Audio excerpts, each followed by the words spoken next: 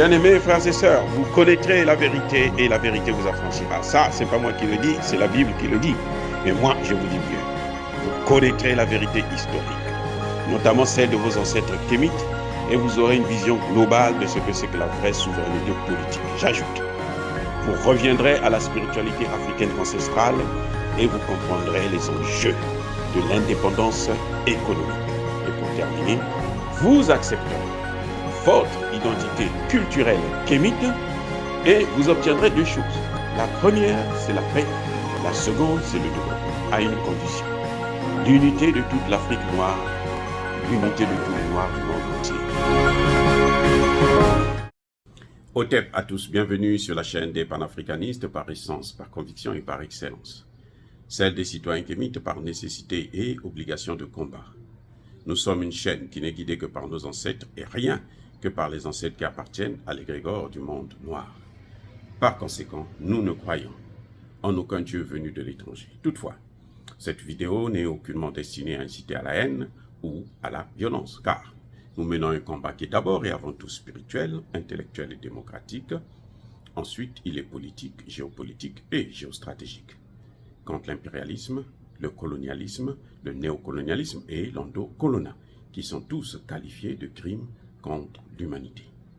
Nous menons ce combat sur la base du principe fondamental que nous avons hérité de nos ancêtres kémites, qui est celui de la Mahat, c'est-à-dire solidarité, vérité et justice. Vous êtes donc en droit de connaître la vérité et nous avons l'obligation de vous dire la vérité, rien que la vérité, afin que justice soit rendue au continent africain.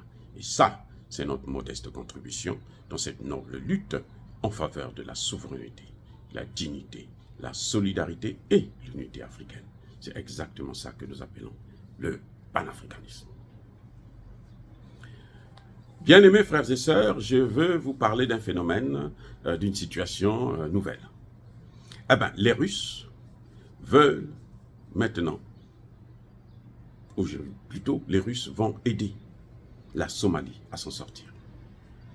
Les Russes sont en train de prendre le dossier somalien en main. La Somalie est en guerre depuis le temps de Bill Clinton. Bill Clinton avait envoyé son armée, ils sont allés bombarder comme jamais ça n'existait. C'est leur politique, c'est-à-dire que les Noirs, c'est comme leurs cobayes, hein, ils essaient leurs armes, ils viennent dans un pays africain, ils essaient des nouvelles armes qu'ils créent et tout, ils bombardent. Ce sont des animaux, même des animaux aujourd'hui, on préserve la vie des animaux, mais les Noirs, c'est rien, c'est des objets. Donc, ils n'ont pas d'âme, ils n'ont pas d'esprit, ils ne respirent pas, ils ne souffrent pas. On peut les torturer comme on veut, parce que nous sommes blancs, et c'est comme ça. Depuis l'époque de Bill Clinton, jusqu'aujourd'hui, la Somalie est instable. George Bush est passé par là, Barack Obama est passé par là, Trump 1 est passé par là. Personne n'a pris ce dossier au sérieux. Écoutez bien, personne n'a pris ce dossier au sérieux. Le gouvernement somalien, à un moment donné, résidait au Kenya. Un gouvernement d'un pays qui est dans un autre pays. C'est comme si le gouvernement américain est au Brésil ou au Texas. Pas le Texas, au Mexique plutôt, j'allais dire. Vous voyez, c'est une situation qui a été créée par les Américains. Ce n'est pas les Somaliens, c'est les Américains. Ils ont leurs problèmes de pauvreté, ils ont tout. Mais à un moment donné, comme ils pillaient, vous avez entendu parler des pirates de mer en Somalie, dans les mers de la Somalie. Comment c'est arrivé ce phénomène? Parce que les puissances occidentales, parmi lesquelles les États-Unis, venaient piller les matières premières, le pétrole et tout. Ils viennent, ils pillent, ils s'en vont avec. Maintenant, les pirates, ce qu'ils faisaient, ils détournent ça, les bateaux là, ils prennent le contenu et ils remettent ça à la population. Voilà le vrai problème. Ce n'étaient pas des pirates en tant qu'ils ne sont pas nés comme ça, pas tombés du ciel. parce qu'ils veulent nuire au commerce international. Non. C'est parce qu'il y avait une situation, un précédent.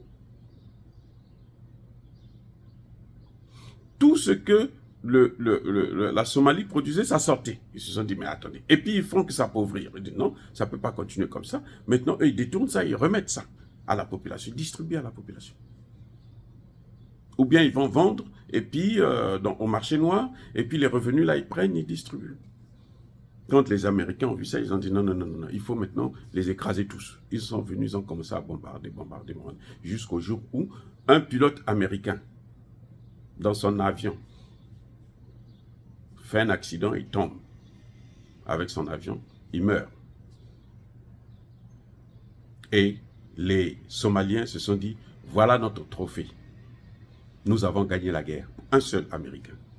C'est là que Bill Clinton a retiré ses troupes. Et puis, il commence maintenant, il les tue de loin. Ils viennent plus directement dans les villes, ils sont de loin dans les mers et autres, et puis au bord, et puis ils massacrent, et ils ont mis le chaos total. Jusqu'aujourd'hui, il y a le chaos. C'est une instabilité pratiquement chronique.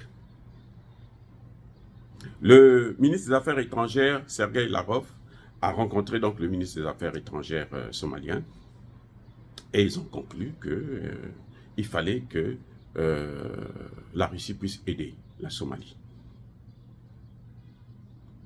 Et M. Sergueï Lavrov a accepté.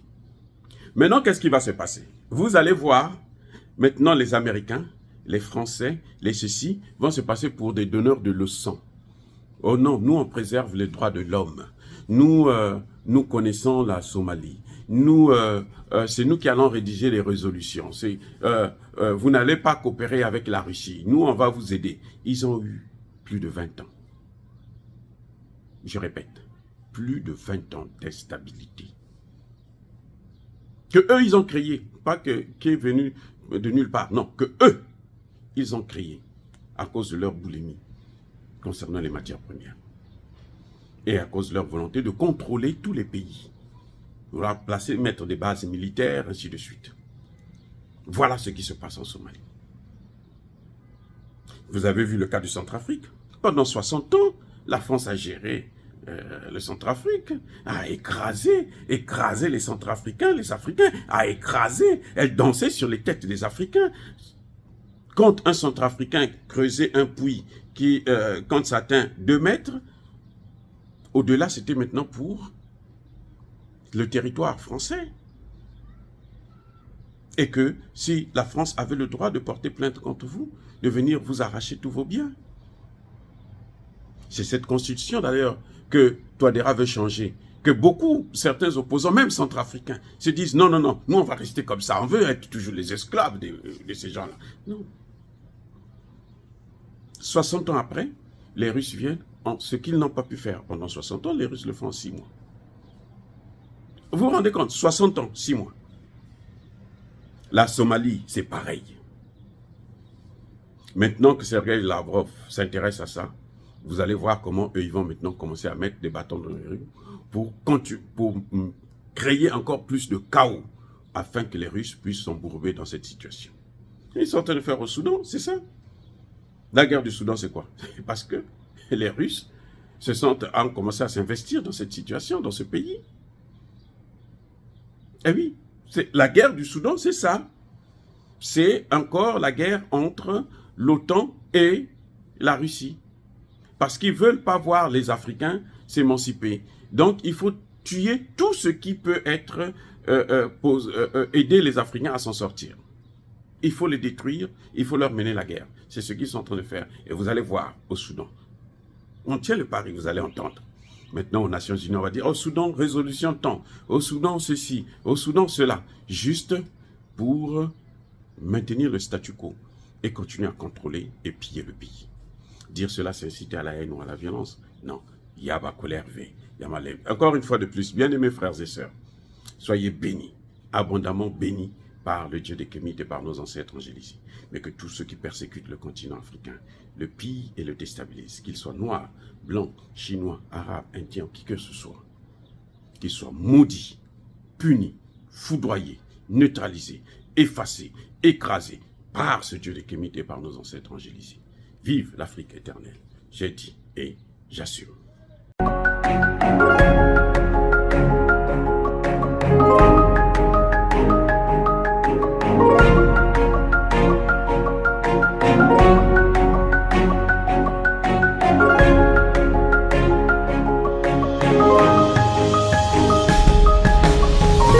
Eux, ils marchent par la foi et non par la vue. Mais moi, je vous conseille vivement de marcher par la connaissance scientifique et historique, notamment celle de nos ancêtres kémites, par les 5 sens et par l'intelligence. À vous, Abia.